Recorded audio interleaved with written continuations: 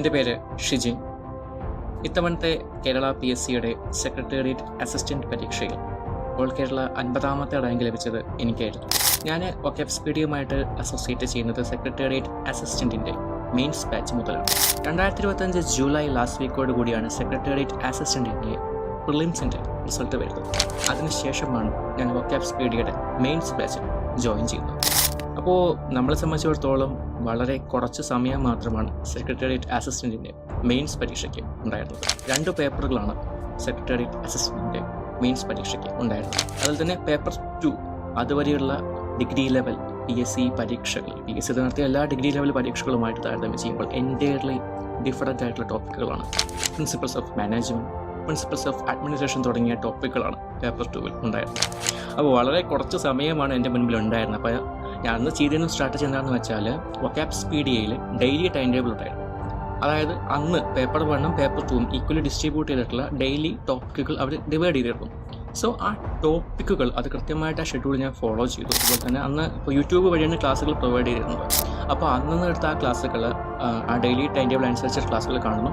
അന്ന് രാത്രി 30 ചോദ്യങ്ങൾ ഉൾപ്പെടുന്ന ഒരു ടെസ്റ്റ് അവർ പ്രൊവൈഡ് ചെയ്തിരുന്നു. ഒരു ഗൂഗിൾ ഫോം വഴിയാണ് ആ ടെസ്റ്റുകൾ നമ്മൾ അറ്റംപ്റ്റ് ചെയ്തിരുന്നത്.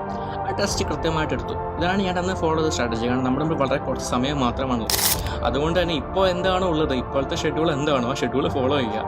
അവർ പറയുന്ന കാര്യങ്ങൾ എന്തൊക്കെയാണ് അത് കൃത്യമായിട്ട് ചെയ്യാമെന്ന് മാത്രമാണ് എനിക്കുണ്ടായിരുന്നൊരു വലിയൊരു വഴി എന്ന് പറയുന്നത്.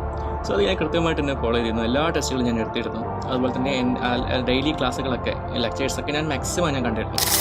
ഒക്കെപ്സ്പീഡിലെ അധ്യാപകരായിക്കോട്ടെ വളരെ മികച്ച ക്ലാസ്സുകളായിരുന്നു പ്രൊവൈഡ് ചെയ്തിരുന്നത്. അതുപോലെ തന്നെ ഒക്കെപ്സ്പീഡിയയുടെ നോട്ട്സ് വളരെ ഇൻഫർമേഷൻ റിച്ച് ആയിട്ടുള്ള ഒരുപാട് കണ്ടൻറ്റുള്ള നോട്ടുകളാണ് ഒക്കെപ്സ്പീഡിയയുടെ നോട്ട്സിൽ ഉണ്ടായിരുന്നത്. സമയമാണ് ഇവിടുത്തെ ഏറ്റവും വലിയ വില്ലനായിട്ടുണ്ടായിരുന്നത്. വളരെ കുറച്ച് സമയത്തിനുള്ളിൽ ഇതൊക്കെ പഠിച്ചെടുക്കണം. പക്ഷേ പേപ്പർ 2 എന്ന് പറയുന്നത് ഇപ്പോൾ അതിലെ ടോപ്പിക്കുകളായിക്കോട്ടെ, എക്കോണമി, കേരള എക്കോണമി, ഈ principles of management, principles of administration തുടങ്ങിയ ടോപ്പിക്കുകളൊക്കെ പഠിച്ചെടുക്കുക എന്ന് പറയുന്നത് ഏറ്റവും വലിയ ചലഞ്ച് തന്നെയാണ്. പക്ഷേ ഒക്കെപ്സിലെ അധ്യാപകരായിക്കോട്ടെ, അവരുടെ നോട്ടുകളായിക്കോട്ടെ, അവരുടെ ക്ലാസ്സുകളായിക്കോട്ടെ, പിന്നെ ടെസ്റ്റുകൾ, ഇതൊക്കെ വളരെയധികം ഹെൽപ്പ് ചെയ്തിട്ടുണ്ട് ഈ ഒരു ജേണിയിൽ, ഈ ഒരു റിസൾട്ടിലേക്ക് എത്താനുള്ള കാര്യത്തിൽ തീർച്ചയായിട്ടും എന്നെ ഒരുപാട് ഹെൽപ്പ് ചെയ്തിട്ടുണ്ട്.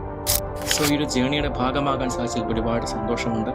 ഈ ഒരു റാങ്ക് ലിസ്റ്റിൽ ഉൾപ്പെടാൻ സാധിച്ചതിൽ ഒരുപാട് സന്തോഷമുണ്ട്. ഇതെൻ്റെ ആദ്യത്തെ PSC റാങ്ക് ലിസ്റ്റാണ്. സോ എന്താ പറയുക, ഒരുപാട് സന്തോഷമുണ്ട്. കാരണം ഇത് എന്താ പറയുക, ഒരു കഴിഞ്ഞ വർഷം ഈ ഒരു സമയത്ത് നമ്മൾ ഒട്ടും പ്രതീക്ഷിച്ചിരുന്നല്ല ഇങ്ങനെയൊക്കെ ഒരു റിസൾട്ടിലേക്ക് എത്താൻ പറ്റുമെന്നത്. കാരണം അത്രയും അധികം കോമ്പറ്റീഷനുള്ള ഒരു പരീക്ഷയാണ് സെക്രട്ടറി എന്ന് പറയുന്നത്. സോ റിസൾട്ടിലേക്ക് എത്താൻ സാധിച്ചു. തീർച്ചയായിട്ടും ഞാൻ പറഞ്ഞ പോലെ തന്നെ മാക്സിമം നമ്പർ ഓഫ് ടെസ്റ്റസ്, അത് ഇവരുടെ ഒരു പ്രോപ്പറായിട്ടുള്ള ഒരു സിസ്റ്റമാറ്റിക് ആയിട്ടുള്ളൊരു ടൈം ടേബിൾ അത് അതേപോലെ തന്നെ ഫോളോ ചെയ്തു എന്നതാണ് ഈ ഒരു പരീക്ഷയിൽ എന്നെ വിജയത്തിലേക്ക് നയിച്ചതിലേക്കുള്ളൊരു പ്രധാന ഘടകമായിട്ട് ഞാൻ വിശ്വസിക്കുന്നത്.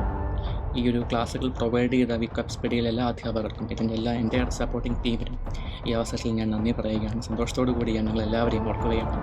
So thank you.